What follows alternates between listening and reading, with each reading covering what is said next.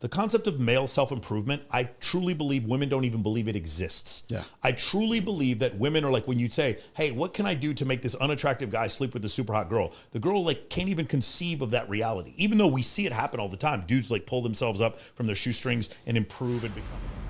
It doesn't make sense in evolution for women to give you an instruction manual on how to make them happy. Yeah. They like often you guys will find that if you do exactly what your girl tells you, she will punish you for it. And so one of the issues that happens is like when you set boundaries as a man and understand that I have my path and purpose and you can join me on my path and purpose. You have to allow me to lead. If you understand that, what'll happen is initially you're going to get pushback. And then eventually what you're going to find is that she's happier. This is a problem. I'm going to say this for women who probably aren't going to agree with what I have to say initially, but just like listen to the whole thing. Women have the ability to get what we said before, infinite. They get like constantly being paraded. It's being put in their IG. Constantly, they're being offered it everywhere they go. Even the cashier, people in their, they grew up with whoever, the mechanic, everyone.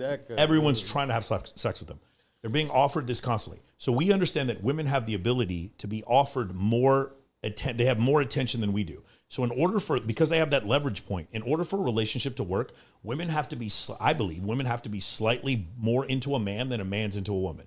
If he's more into her, remember, she also has all these options. So it doesn't really work. And he has no point of leverage. If she has genuine desire and he has the upper hand where she's slightly more into him than he's into her, then this relationship can work because now he has the ability to lead.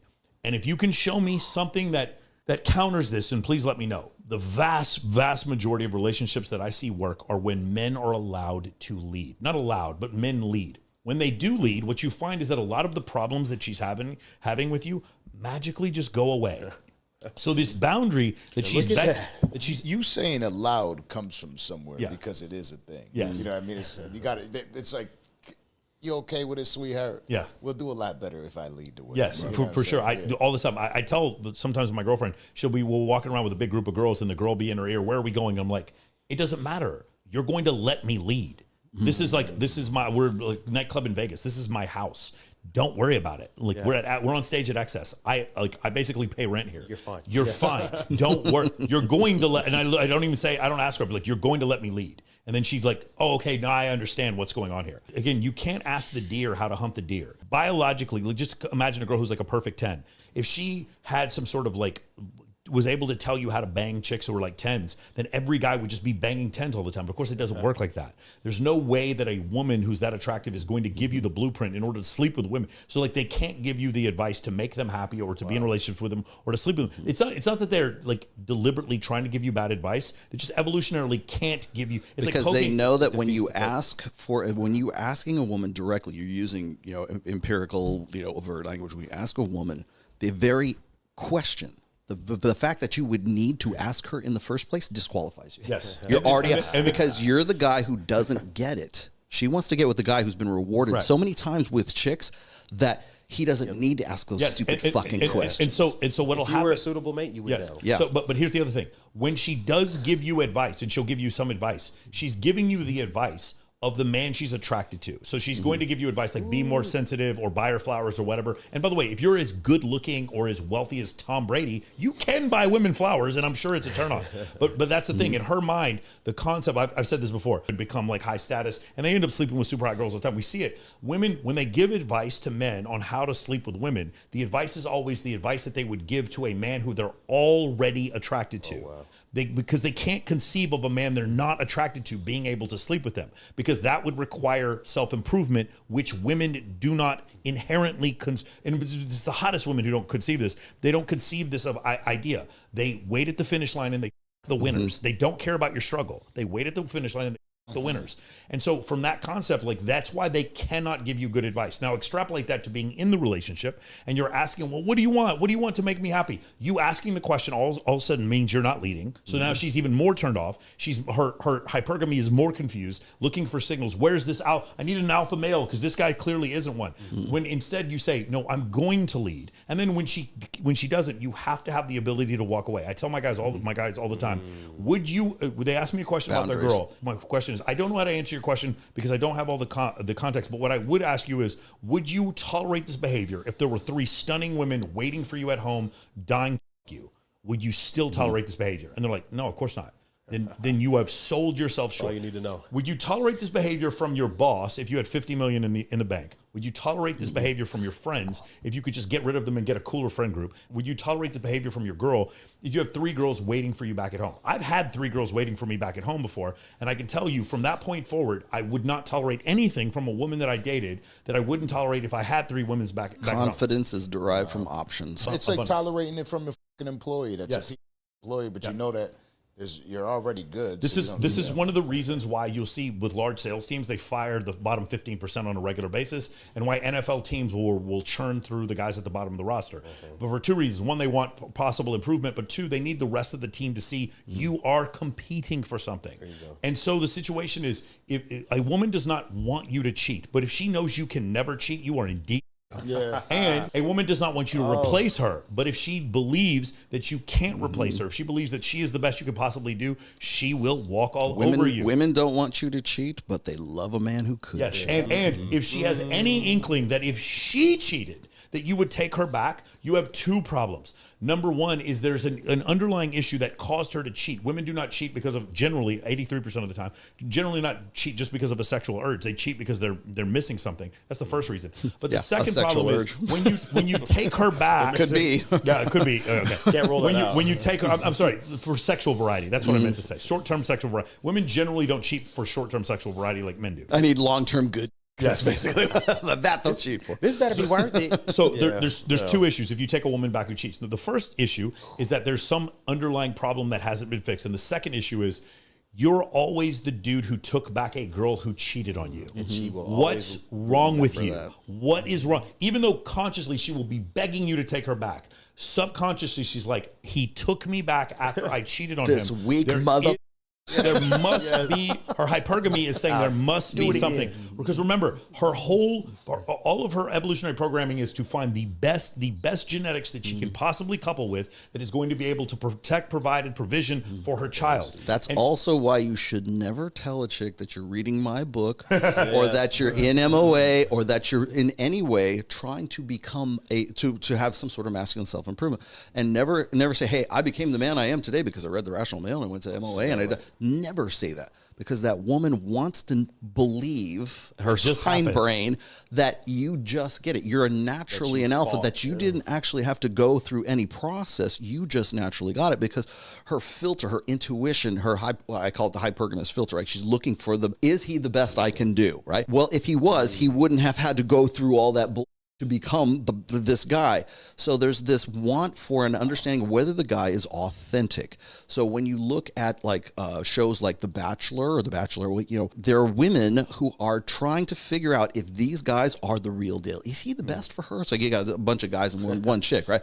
They say, who's the best of the best? The reason why it's in its 28th season right now is because women have this innate, evolved hindbrain desire for this indignation to figure out, is this guy really who he says he is, or is he trying to deceive? When you present yourself as like, I'm an attorney, but you're really a sandwich artist at Subway, that want to figure that, I got him, I figured it out, right? That want to figure out if the guy's authentic or he's not is an evolutionary fail-safe for women because they have a higher reproductive cost than men do. So if a woman gets with the guy, she can't, like life-wise, she can't afford to get with the wrong guy and have his babies because even if he's the right guy, it could still be a death sentence for her. Yeah. So there's this innate want for that's why like things like Cheaters or like if you look at any of these shows that play on this want to figure out if the guy's the real deal or not, or if he's cheating on her, he's not cheating on her. The Bachelor is another good example of this. The reason why those shows are so popular is because it plays into that want to figure out if this guy's really the real deal. If you telegraph that to her by saying, yeah, I'm an MOA and I read The Rational Male and I'm red pill, you're done because you're inauthentic because you had to learn that from somewhere else. And they believe in this magical fairy dust. You just ended up this way. So it's just one of these you think about like female models, like when you look at models up in New York, they look like they just fell out of bed like that. They're just hot like that. And that women want to believe the same thing about men. You just got it. And like, of course, we all know as men, that's ridiculous. That's not, we had to put so much work into ourselves to even get to the point of the possibility of being able to date a girl. Like, but women don't see that work that we put put in. It doesn't make sense in evolution for women to give you an instruction manual on how to make them happy. Yeah. They like often you guys will find that if you do exactly what your girl tells you, she will punish you for it. But I'm universally the guy that most of my friends would speak to about the issues that they're having with women. For sure. You know, and I'm always trying to say, you know, well, you got to tell her. If you feel that way and it's because it's causing mental health issues with you, you're just shutting up and she's just starting to walk all over. It's acting you. like a. And all you're gonna do is end up. Yeah. Now, you might be fucking 3 other women, but in home you're not happy. Go ahead, fix home real quick. Well, it's because men and women communicate differently. Men communicate overtly, and women communicate covertly. Women have a greater capacity for understanding like communication. So when women enjoy the act of communicating. So for women, it's the feeling that they get from the conversation. So if she wants to get with her best girlfriend, say, oh, let's go down to Starbucks and catch up about like that's an event because it's pleasurable for women to actually have that conversation because women focus on the context of the conversation. How did that conversation make her feel? Men, when we're talking, we're transferring information. Where's the woolly mammoth? We need spears. We need spears. Okay, how are we going to kill it? Are we going to run down the caribou? So it's a process, and men tend to be overt in their communications, meaning we mean what we say and we say what we mean. It's all based on information rather than feelings. Again, empiricism versus emotionalism. And it's also based on the content of the conversation rather than the context. So the content is, what's the information that you're giving me? What problems are we going to solve as a result of this conversation? And then somewhere in between, we might end up becoming brothers. We might end up becoming friends because we both worked together and collaborated and cooperated on this collective problem, and we solved it together because that's the way that men, when they communicate, we communicate this way. Yeah. We're looking at the game. We're talking. When women communicate, they look at each other. And it's eye contact back and forth. For men, it's usually not the way. When men are communicating, the best time to communicate is when they have a collective project, like working on a car or something like that, or they're fishing or whatever. There's some sort of project they're working on, and that's when men tend to communicate the best. But like when your buddies come to you and go, hey man, I don't know if she really likes me. Should I tell her about my feelings? Should I do this? And what do we say? You're acting like a bitch. You're talking like a literally, you're talking like a woman because you're using a covert communication style. And what was your advice? Just tell her what you want. Like, just tell her what say what you mean and mean what you say. Stop using covert language and start using overt language. Start acting like a man. Go out there and tell her what's what instead of being wishy-washy and acting like a. That's the difference between male communication and female communication. And I think that's probably the number one reason why guys get into these really bad situations with women is because they're communicating like they think that woman wants to be communicated with. Men are You're not a good listener. You're goddamn also, right, because men I are speak communicating overt, you this way. speak Men covert. don't want, men communicate in bad situations like this. They don't want their girl to go f somebody else. So they're taking it easy. Stop being a, she wants to go f somebody else. Who gives a f? All she did was help you dodge a bullet. Yeah, I mean, She of course, did you the favor. because you have a certain level of abundance.